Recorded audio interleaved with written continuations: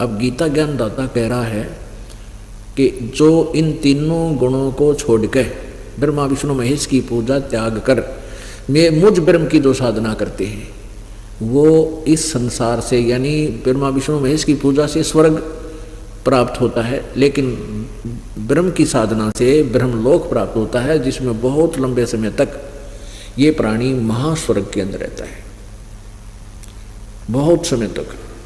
जिसकी जैसी साधना होती है उसी अनुसार उसको बहुत लंबा समय मिलता जाता है। तो गीता ज्ञानदाता कहता है कि इन तीनों गुणों को जो त्याग कर केवल मेरी पूजा करते हैं वो यहाँ से इनसे ऊपर उठ जाते हैं। अब 15 में मैं तोड़ कर दिया। अब आपको दिखाते हैं श्रीमद् भगवत गीता, गीता प्रेस गुरु से प्रकाशित और जय दयाल गोविंद का इसके अनुवादक है। 7वें अध्याय का आपको 12 से 15 श्लोक दिखाते हैं। ये देखिए, यहाँ देखना गीता जी अध्याय नंबर 7 का और श्लोक नंबर ये देखो 15। इसमें क्या कहा है? माया के द्वारा है। अभी आपने 14 में पढ़ा था, क्योंकि यह अलौकिक अर्थात अति अद्भुत त्रिगुणमयी मेरी माया, रजगुण ब्रह्मा सदगुण विष्णु तमगुण शिव जी। माया बड़ी दुष्ट है, खतरनाक है। जो पुरुष जो साधक केवल मुझको निरंतर भजते हैं वे इनका उल्लंघन कर जाते हैं, इनके जाल में फंसे नहीं रहते, इनकी पूजा नहीं करते। इसका ये सिद्धांत है। और 15 में क्या बताया है? लेकिन माया के द्वारा ब्रह्मा विष्णु महेश के द्वारा इन्हीं पर आसक्त हैं, इन्हीं के ज्ञान को सुनकर इन्हीं पर आरूढ़ हो चुके हैं और किसी बात को नहीं मानते। माया के द्वारा यानी ब्रह्मा विष्णु महेश के द्वारा जिनका ज्ञान हरा जा चुका है, ऐसे आसुर स्वभाव को धारण किए हुए मनुष्यों में नीच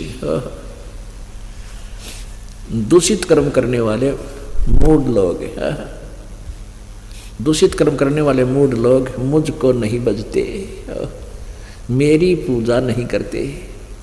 अपना आत्माओं इसमें चार बार धिक्कारा है जो ब्रह्मा विष्णु महेश की पूजा करते हैं। दास नहीं कह रहा, अपने पवित्र सदग्रंथ बता रहे हैं। क्या बताया है कि ये राक्षस स्वभाव को धारण किए हुए मनुष्यों में नीच दूषित कर्म करने वाले मूर्ख मनुष्य, राक्षस स्वभाव को धारण किए हुए मनुष्यों में नीच यानी आम आदमी से भी गिरे हुए सतर के हैं ये, और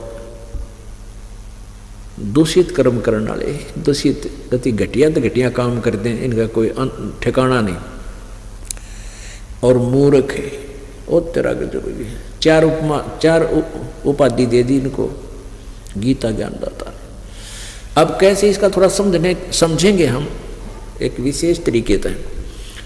जैसे भस्मागिरी नाम का एक साधक था, तपस्वी।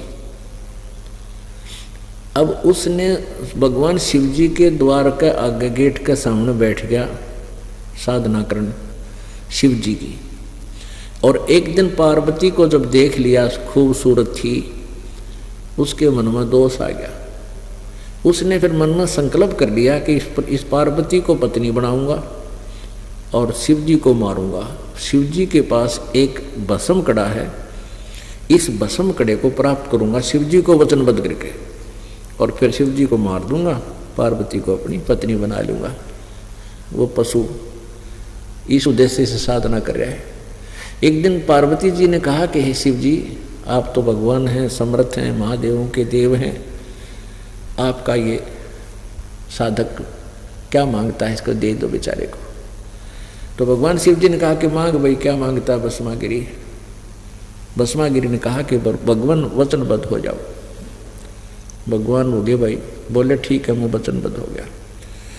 तो भस्मागिरी ने कहा कि भगवान आप अपना भस्म कड़ा दे दो।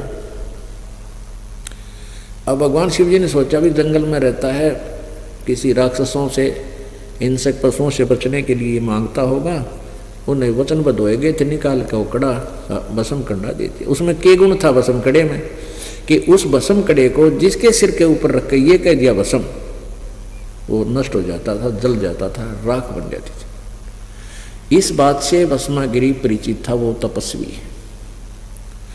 अब ज्यों ही भस्मागिरी के हाथ में वो भस्म कड़ा आ गया, अब इतनी यारी थी, उसी समय त्यावर बदल गए और हंसा बुरी तरह अभद्र तरीके थे। कहने लगा, ले शिव जी बोले होशियार, अब तुझे मारूंगा और पार्वती को मैं अपनी पत्नी बनाऊंगा। और ऐसे करके यूं दौड़ा उसकी तरफ, तो भगवान शिव जी ने स्पीड खींच दी। आगे आगे भगवान, पाछा पुजारी, जैसे जोटे के पीछे जोटा भाग लिया कर मारने खातिर, पूरी स्पीड तक दौड़ रहे। उधर से क्या हुआ कि जो पता चला परमात्मा ने कि तो बात बिगड़ेगी, तो वहां आकर के पार्वती का रूप बना लिया, क्योंकि परमात्मा ही सबकी रक्षा करता है।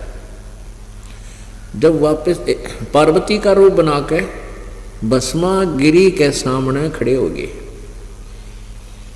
और कहने लगे, ठहर जाओ, क्यों भाग रहे हो? तो भस्मागिरी कहने लगा, मैं इसने मार दूं पहले, फिर बात करूंगा तेरे से। तो पार्वती बोली के रूप में परमात्मा बोले कि आपके पास भस्म कड़ा है, वो आपके निकट आ ही नहीं सकता, फिर बाद में देख लिए, आजा इधर आजा, मेरे साथ दो बात करेंगे। अब वो तो नीच आत्मा उसी दृष्टि से मेंटल हो रहा था, तो खड़ा हो गया। तो भगवान पार्वती कहने लगी कि मुझे डांस करके दिखा।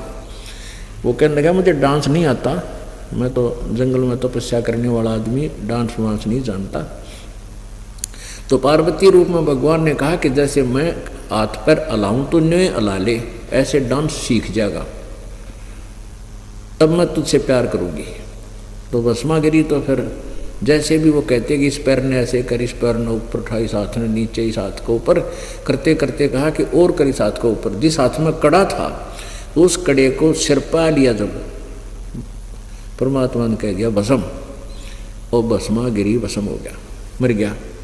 फिर उस पूर्ण परमेश्वर ने विष्णु रूप धारण कर लिया और भस्म कड़ा लेकर, और जहाँ भगवान शिव जी स्पीड खींचे जा था, दौड़ रहा था, उससे आगे पहुंच गए और वहां खड़े होकर कहने लगे, रुक जा भोलेनाथ, स्टॉप प्लीज।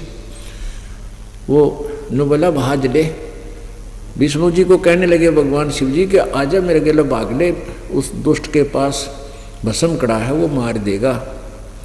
तब विष्णु रूप में परमेश्वर पूर्ण परमात्मा ने कहा कि देखो मेरे पास वो कड़ा है और मैं उससे ले आया हूं। जब उसका दिल डटा हमारे इस तमोगुण भगवान शिव जी का, अपने आत्मा, पहले भी हम कथा पढ़ा करते, विष्णु पुराण में पढ़ते थे, और कदे बुद्धि में नहीं आती थी, जब ये शिव जी अविनाशी होते तो ये भाग क्यों लिए उस भस्मागिरी के आगे? अविनाशी थी तो खड़े हो जाते, आजा भाई कर ले, क्या करेगा। तो हमारी बुद्धि अड़ी जा चुकी थी, हम ज्ञानहीन थे कति। इन नकली संतों ने लोक वेद सुना सुना का हमको बहरे बना दिया था, अंधे बना दिया था, ज्ञानहीन बना दिया था, मोतिया बंद कर दिया हमारे ज्ञान का। तो अब यो मोतिया बंद का ऑपरेशन इस सतलोक आश्रम बरवाला में हो रहा है, और जो भी यहाँ आ जाएगा उसका अवश्यमेव मोतिया बंद का ऑपरेशन होगा। परमात्मा ने ये बात कही उस समय जब वो स्वयं आए हुए थे, तो वो अपने से अतिरिक्त बोलते हैं। तो आज दास कह रहा है कि इस दास के अतिरिक्त पूरे विश्व में किसी के पास भी आध्यात्मिक यथार्थ मार्ग नहीं है, पूर्ण मोक्ष मार्ग नहीं है, शास्त्र अनुकूल साधना किसी के पास भी नहीं है। या चाहे कड़वी लागो चाहे मीठी, बात सच्ची है, अभिमान नहीं, ये बिल्कुल तत्व ज्ञान समझ लेना।